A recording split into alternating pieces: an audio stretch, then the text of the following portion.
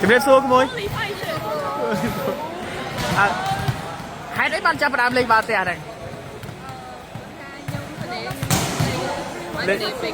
លេងទៅចុះខាងនេះខ្ញុំ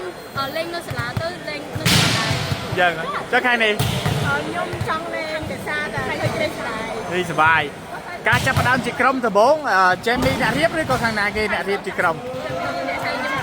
យ៉ាងចឹងចេមីអ្នកផ្ដើមកំណត់ណាហើយហេតុអីបានចាប់ផ្ដើមទាំងអស់គ្នាចាប់ផ្ដើមលេងតាលេងបាល់ទះមុនដំបូងមុនលេងហើយទៅស្គាល់គ្នាទៅស្គាល់គ្នាទៅ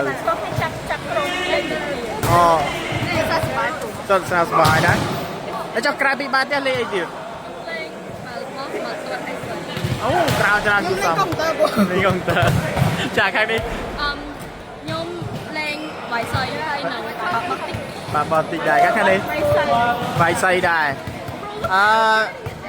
ក្នុងអ្នកទាំងអស់គ្នាហ្នឹងបច្ចុប្បន្នរៀនជុំគ្នាឬរៀនខុសគ្នារៀនផ្សេងគ្នាខាងនេះចូលវិញថាទី10ទី10តែខាងនេះចូលវិញថាទី11ក៏ខាងនោះ12ឡងឆ្នាំហ្នឹងចាខាងនោះមានកំណត់គោលដៅថាយើងត្រូវរៀនបន្តនៅ